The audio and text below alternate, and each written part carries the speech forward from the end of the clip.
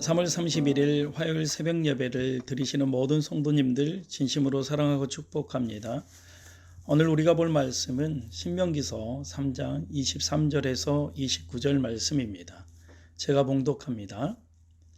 그때에 내가 여호와께 간구하기를 주 여호와여, 주께서 주의 크심과 주의 권능을 주의 종에게 나타내시기를 시작하였사오니 천지간에 어떤 신이 능히 주께서 행하신 일 곧 주의 큰 능력으로 행하신 일 같이 행할 수 있으리이까. 구하옵나니 나를 건너가게 하사 요단 저쪽에 있는 아름다운 땅 아름다운 산과 레바논을 보게 하옵소서 하되, 여호와께서 너희 때문에 내게 진노하사 내 말을 듣지 아니하시고 내게 이르시기를 그만해도 족하니 이 일로 다시 내게 말하지 말라. 너는 비스가산 꼭대기에 올라가서 눈을 들어 동서남북을 바라고 내 눈으로 그 땅을 바라보라. 너는 이 요단을 건너지 못할 것임이니라. 너는 여호수아에게 명령하고 그를 담대하게 하며 그를 강하게 하라. 그는 이 백성을 거느리고 건너가서 내가 볼 땅을 그들이 기업으로 얻게 하리라 하셨느니라. 그때에 우리가 벳부올 맞은편 골짜기에 거주하였느니라. 아멘. 이 시간 다 같이 말씀을 묵상하며 나가기를 원합니다. 다 같이 묵상하겠습니다.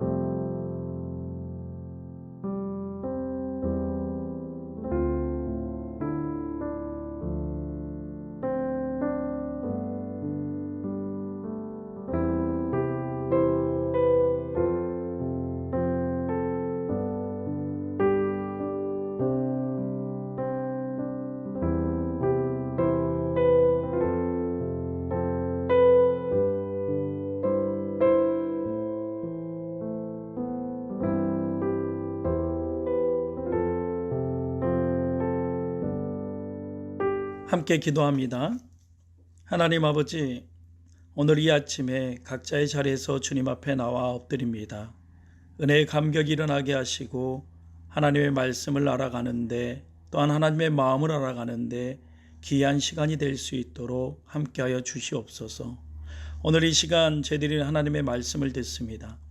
사명은 하나님의 뜻에 철저하게 순종하는 것임을 고백하며, 오늘 이 하루도 하나님께서 주신 사명 따라 살아가게 하시고, 그 길이 내가 원한 길이 아니더라도 순종하며 나갈 수 있는 우리들이 될 수 있도록 인도하여 주시옵소서. 감사드리며 예수님 이름으로 기도드리옵나이다. 아멘. 진정으로 위대한 사람은 떠나야 할 때를 알고 떠난 자리까지도 아름답게 하는 사람이다라고 말합니다. 다시 말해, 떠날 때 떠날 수 있는 사람이 본이 되는 사람입니다. 그런데 그것은 누구에게나 그 상황이 다가오면 매우 어려운 일이라는 거죠. 특히 많은 사람을 이끄는 리더십을 가졌던 사람일수록 그 일을 성공적으로 해낼수록 적절한 시간의 아름다운 모습으로 떠나기는 더욱 어렵습니다.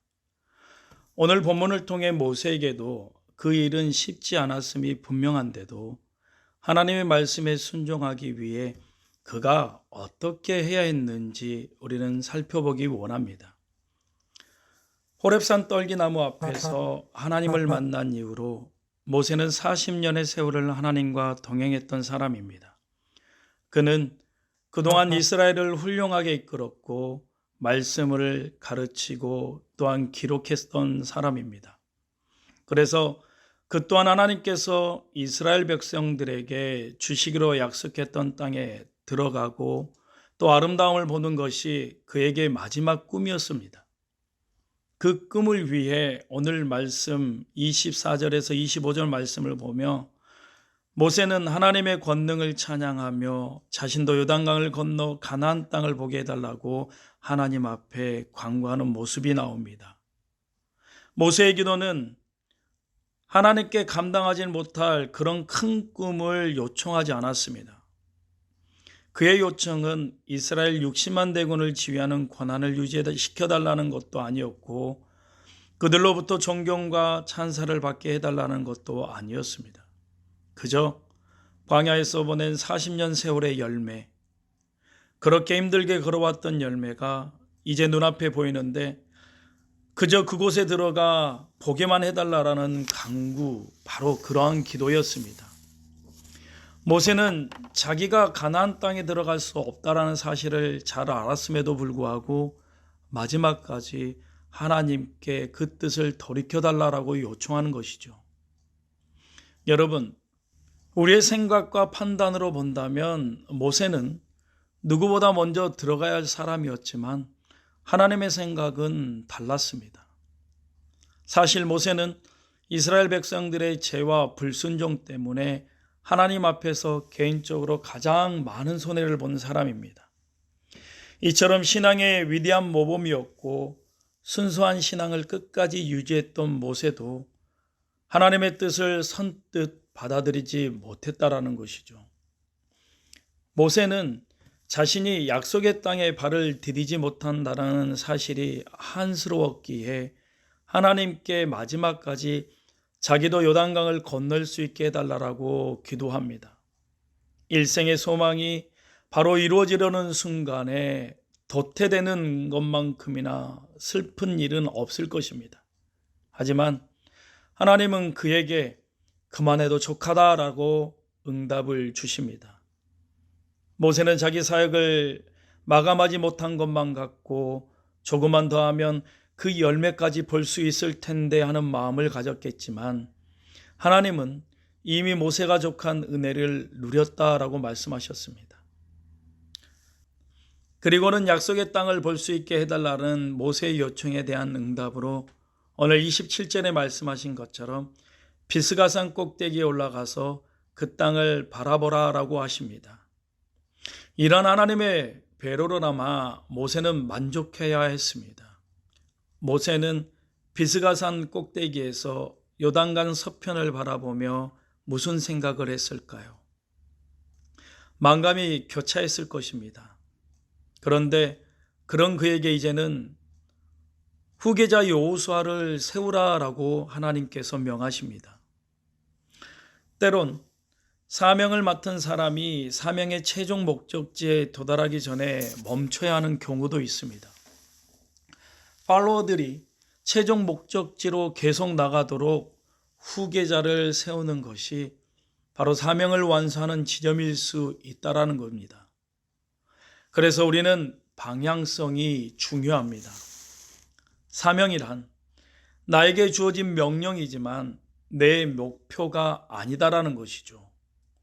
사람이 사명을 이루기 위해 최선을 향해 달려갈지라도 그 사명을 주관하는 분은 하나님이십니다. 그러므로 사명이란 하나님이 주신 목표이지 내가 설정한 목표가 아니다라는 것을 우리는 잘 알아야 합니다.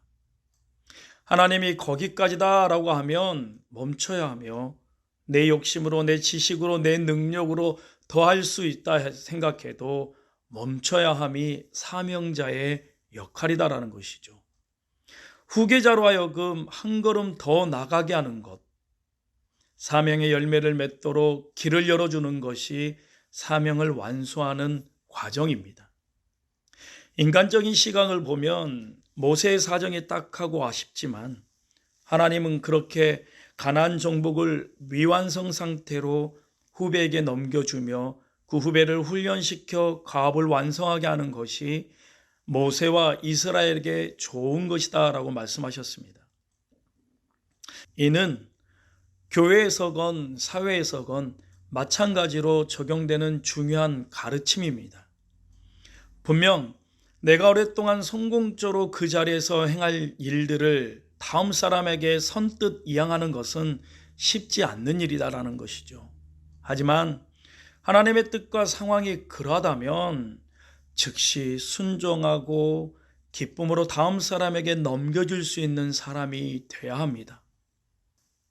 약속의 땅에 들어가지 못한 모세를 보면서 우리는 사명의 본질을 배울 수 있어야 합니다. 사명의 궁극적 목표는 여호와 하나님을 밝혀 드러내는 겁니다. 그렇기 때문에 아름다운 땅에 도달하고자 하는 내 목표보다 말씀에 순종하는 것이 더 중요합니다. 누구보다 희생하고 헌신했다 하더라도 사명에서는 나의 공로는 없음을 알아야 합니다. 모든 영광이 하나님의 것임을 인정할 수 있어야 한다는 것이죠. 우리는 사명을 성취하면 나에게 영광이 있을 것이라고 생각합니다. 그래서 사명의 성취가 곧 나의 명성과 연결된다라고 생각하며 살아갑니다. 나에게 남은 것이 없다라는 이유로 실망하고 박탈감을 느낀다면 그것은 하나님이 주신 사명에 따른 결과가 아니라 하나님을 내 목표에 이용한 것에 불과하다는 것을 우리는 알아야 합니다. 우리는 단지 하나님의 영광을 위해 쓰임받는 도구이다라는 것을 명심해야 합니다. 우리는 보물을 담는 질그리실 뿐 우리에겐 능력이나 귀함이 전혀 없음을 알아야 합니다. 예수님께서는 누가복음 17장 10절의 말씀처럼 우리가 충성스럽게 일을 다 마쳤어도 나는 무익한 종이라 라고 고백하게 하셨습니다. 이러한 자세의 신앙생활을 할 수 있는 차원의 이런 성도들이 바로 성숙한 그리스도인이다라는 겁니다. 이 같은 자리에 서기를 위해 우리 또한 한빛교회 성도들 또한 노력하며 준비된 자가 되기를 주님의 이름으로 소원합니다. 모세가 위대한 이유는 마지막까지 하나님의 말씀에 순종했을 뿐만 아니라 여호수아라는 탁월한 신앙의 후배에게 사명을 잘 전수했기 때문입니다. 하나님은 우리 모두에게 크고 작은 사역과 사명을 허락하셨습니다. 각자에게 주어진 사명이 있다라는 것이죠. 내게 맡겨진 동안에는 최선을 다해 섬기다가도 그것을 내려놓아야 할 때는 순종하며 기쁨으로 다음 사람에게 넘기는 성숙감을 가질 수 있는 우리들이 되기 원합니다. 이를 통해 우리가 떠난 자리가 진정 예수님을 닮은 분이 섬기는 곳이다라는 평가를 받을 수 있는 그런 인생을 살아가기를 주님의 이름으로 소원합니다. 함께 기도하겠습니다. 사명을 따라가는 것은 나의 유익과 목표를 추구하는 것이 아닙니다. 사명을 맡은 성도는 하나님이 주신 명령을 그저 하나하나 수행해 가는 것입니다. 사명을 성취해 가며 하나님과 동행하고 은혜를 누렸다면 그것이 바로 우리에게 이미 보상된 것입니다. 하나님이 영광 받으신다면 그것을 자신의 영광으로 알고 기뻐하는 것이 사명자의 올바른 자세입니다. 오늘 이 말씀을 들고 함께 기도하기 원합니다. 내게 주어진 사명이 무엇인지 그 사명을 잘 수행하고 있는지 함께 주님 앞에 아뢰며 나가기를 소원합니다. 함께 기도하겠습니다.